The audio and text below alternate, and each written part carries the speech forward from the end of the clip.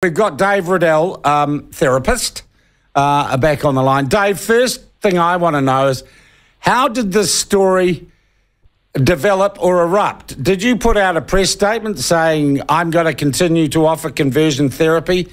How did you make the media? Well, what happened was the Sunday program, the Investigate program, sent a jacked up one of my trainees. She got herself into some trouble, and then they made the connection, because I had some input into her training, that actually I was the source of it. And training for what? Training for what, David? She had been set up on a sting to catch her out, saying that homosexuality was a perversion or wrong, and they broadcast that on the Sunday program, and then they asked, where or who is training you, and I was one of the people involved in that. So what were you training her to do? As a counsellor, I was training her in counselling skills. Okay. Though you yourself, let's be clear, Dave, because I just want to get the facts straight, you yourself don't have a tertiary degree in counselling? Yes, I do. Well, yes, what degree is that? In pastoral therapy, which is a combination of pastoral care. Okay, and where's that from, that degree or that? Otago University. Otago University, okay. Are you a registered counsellor? Not with the New Zealand Association. I cannot conform to their criteria. Why not? Because they don't allow you to teach any moral absolutes in counselling. It all has to be client-centred, paraphrasing. Okay. Are you registered as a counsellor with any other nation's body? Well, I'm part of an association of Living Wisdom counsellors that is international, but we have not formed a formal association. Okay, so it would be fair enough to say, and not in a pejorative term, that you are not officially, in the New Zealand sense of the word, a counsellor. No, that's not correct. I am a counsellor. I've been 30 years in counselling. No. Officially, the question was, David, officially a counsellor. No, anyone can call themselves and is entitled to the term counsellor in this country. Okay, and you do, and fair enough. Okay, yes. And that's not breaking any law. That's right. Okay, tell us about Living Wisdom. Is this your organisation alone? I understand you run it with your wife, or is it part of a wider global association or collective? It's a global collective. We have Living Wisdom counsellors operating throughout the world. How many do you know? Oh, between 50 and 100. Okay, all right. And are you associated with a church or particular religious belief? No, I'm not, although I am a believer, if that's what you're asking. Yeah, a believer in what? A believer in the Christian ethics principles. Okay. So you're a Christian? You'd have to define Christian before I can answer well, you that. define Everyone Christian. Has a different idea of what a Christian is, don't they? I got to let you define Christian for me, because it's you we're talking about. Yeah, well, I believe that God guides people according to his moral absolutes, and I believe that Christ is the best revelation we have of the will of God. How's that? Okay, fair enough. So, Dave, you've been running this organisation, offering all sorts of counselling from what I can see on its website. How many people would you have treated or had through your program since you've been operating? And how many a year on average?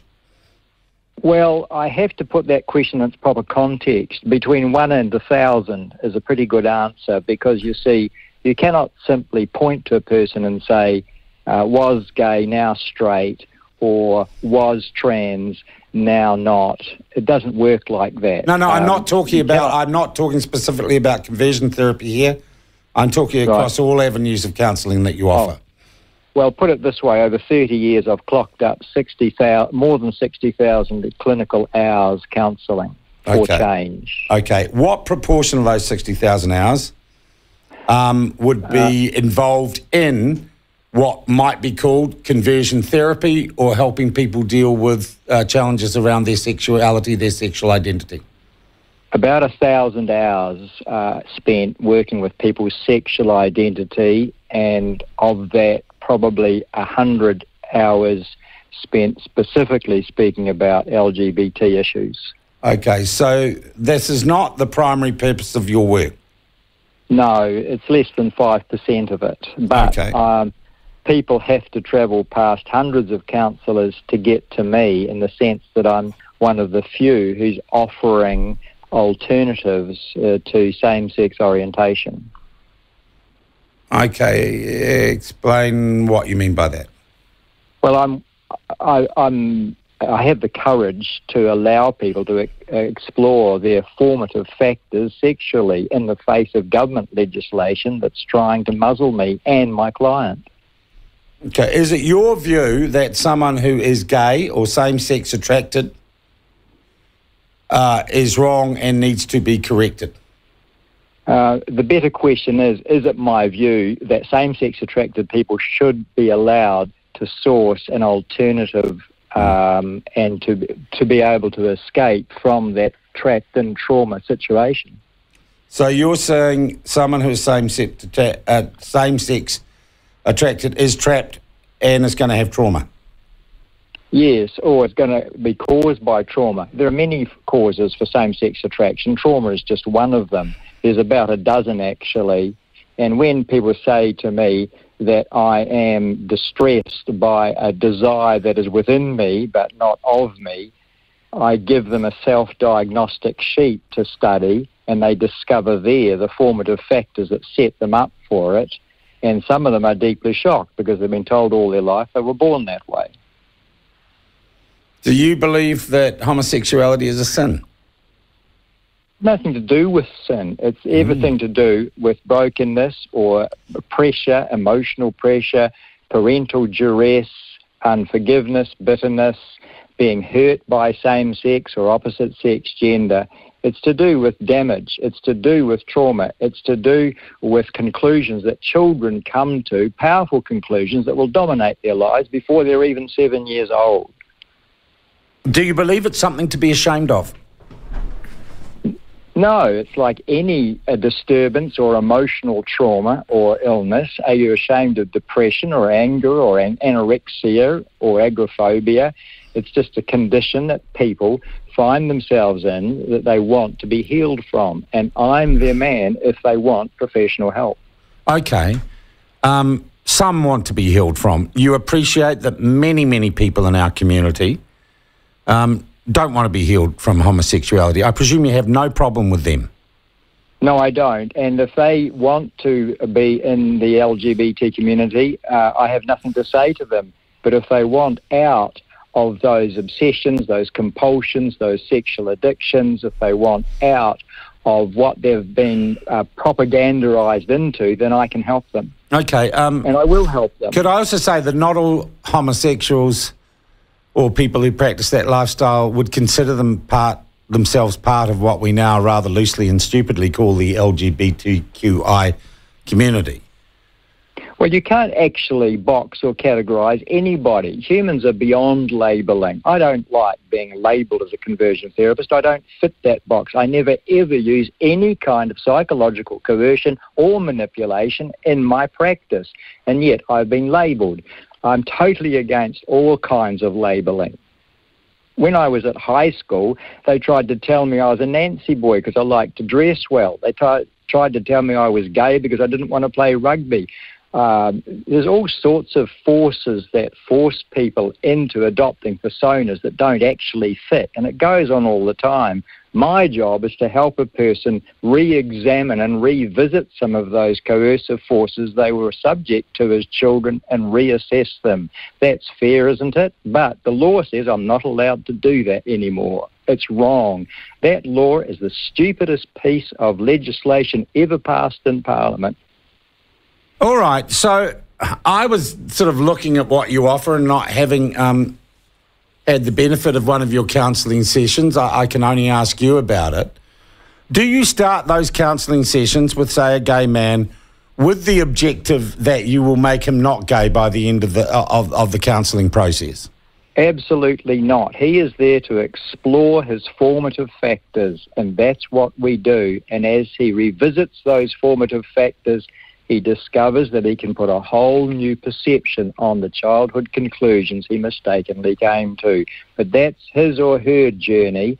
It's not for me to decide where they go or what they talk about, and that's what I'm being condemned for, that I will not decide for my client what they're allowed to speak about and what they're not. It's wrong. It's wrong-headed at every level. You do not go out... Well, how do people come to you? Do they come to you... They don't get recommended to you clearly by a school counsellor or by...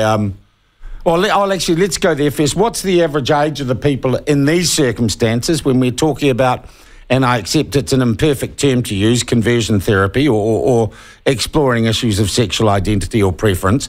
What's the average age of the person that you deal with? Sean, there is no average age. They're just people of all shapes, sizes, ages. Well, I guess what I'm asking is, do you interact with children in this, or people under their majority in this regard? With their parents present and consent, yes, I do. But I do. So parents will bring their children to you. Yes, they will, and children will sometimes even self-refer. But generally, I prefer to be working with teenagers and adults who are able to revisit their childhood and re-examine the conclusions of their childhood. As consenting adults, there is no coercion allowed amongst any of my counsellors. All right. How do these people find you? Oh, programs like this, through friends who were gay and are now straight, who rediscovered their heterosexuality, through church recommendation. They come from every Which corner. churches? Which churches? Any church. Any organisation.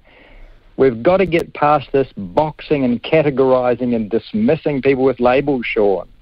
They're people first. They're not LGBT. They're not Christians. They're not unbelievers. They're people. Yeah. Well, I do note that gay lobby groups like Inside Out have access to young people in our school system. Do you? Oh, they're more proselytising and more evangelical than the evangelicals. It's terrible. The coercion that some of my clients have been under by the LGBT community is pitiful. Okay, so you say you're holding a line, and I was going to debate with you whether or not what you did falls under the legal definition of banned conversion practices or prohibited conversion practices. You are quite happy to say today that you believe it does, but you're not apologising for that, right?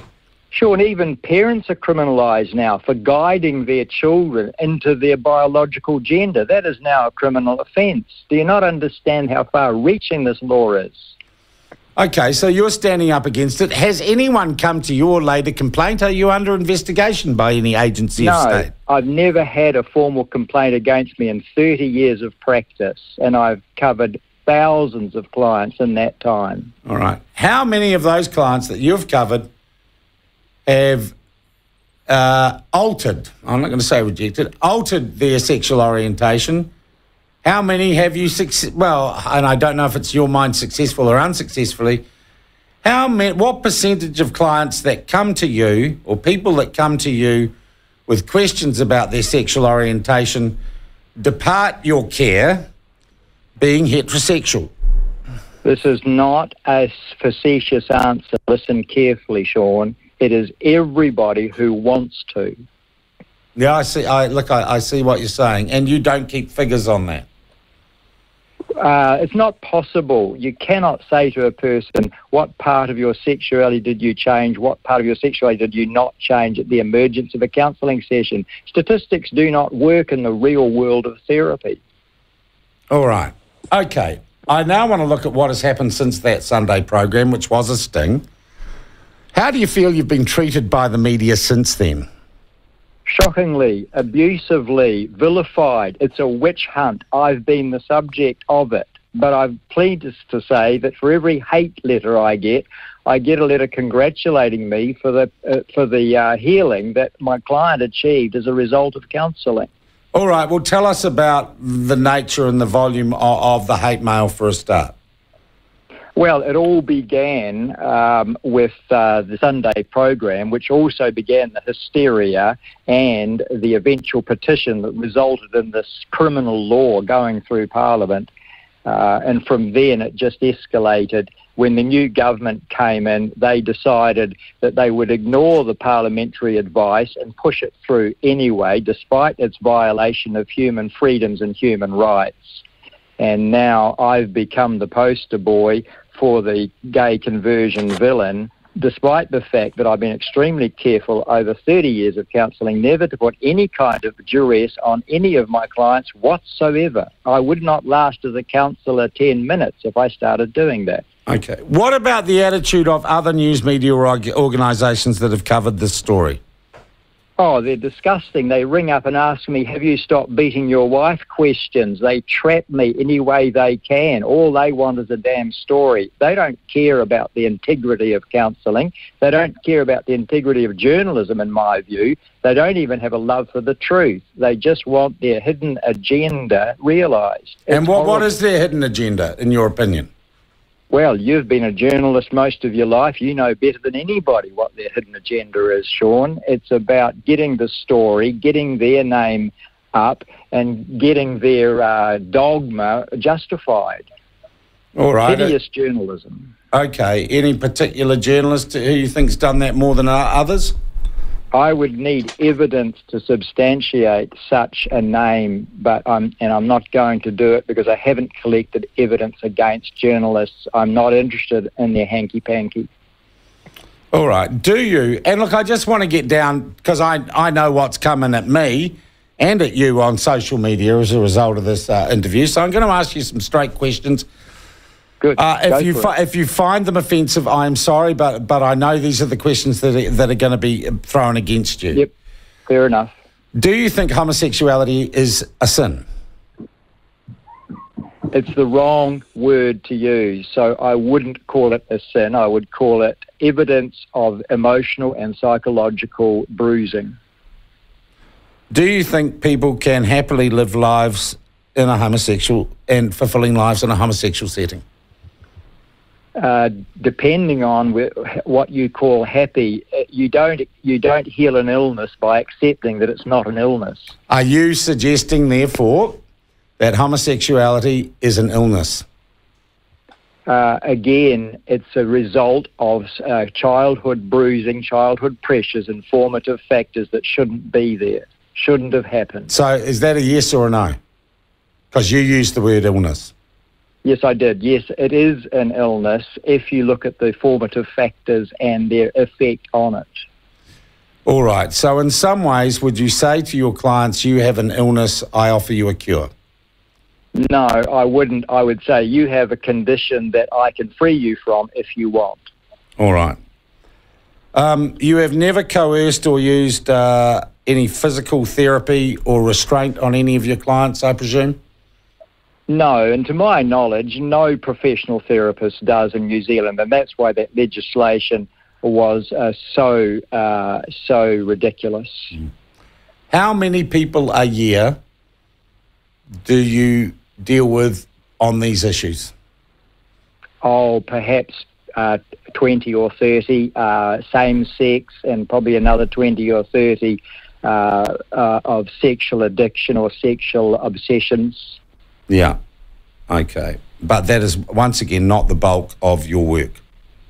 No, most of my work is with emotional disturbances such as depression, anxiety, confusion, breakdown, burnout, and marital difficulties. By far the majority. I never wanted to be known as a same-sex therapist or homosexual conversion therapist. It was never my focus. All right. To the best of your knowledge, has anyone laid a complaint with any authorities against you for what you do? No, they haven't. No. Okay. And none of the journalists have got any evidence for what they claim about me either. I should add that. They can never actually put up evidence. It's all hearsay. Well, you do have through the New Zealand Press Council, which we're not a member of, and the Broadcasting Act, you do have redress if you wish. To correct stories that you think are wrong. Mind you, we're not the DSA. I've had offers by lawyers to take claims of libel and public slander against journalists and against TV News and against Radio New Zealand. I've turned them down. It's not what I'm about. The Lord is my vindicator. That's his business. I just want to keep healing the people in front of me, Sean. All right, David. And look, what toll... I know you run your business with your wife. I had a nice conversation with yesterday in getting through to you. What impact has the last week or so had on you and her? Well, I've got a pretty thick skin, and people are very prone to bigotry and bias. It's interesting that the most bigoted letters that I've had call me the bigot, and yet these people know nothing about me whatsoever. They only hear what they hear on the news, and they believe it without question. Kiwis are very naive in this regard, and rather than actually ask me the kind of questions that you've asked me, they just launch out into their attacks. And yes, we get that coming in by email mostly on a daily basis. David, I thank you for your time and agreeing to talk to me on the platform this morning. We will, of course, be posting this conversation across our social media and others for those who want another perspective on this story that has engulfed you. I once again... And I'm not hiding, Sean. I'm ready for a public debate with anybody who wants to tackle these issues with me, providing it's a respectful debate and not a shouting match, which is what New Zealand journalism generally degenerates into. I thank you again for your time, David. I wish you a good day. That's Dave Riddell, conversion therapist. I thought he had a right to give his side of the story. I really want to know what you make of that. You can, look, get me through to me on Twitter, _NZ, and you can email us at hello@theplatform. But the best thing to do at any time, okay, he's not a conversion therapist. Okay, he's a therapist, not a conversion therapist. Fair enough, David. So I really want your reaction to that.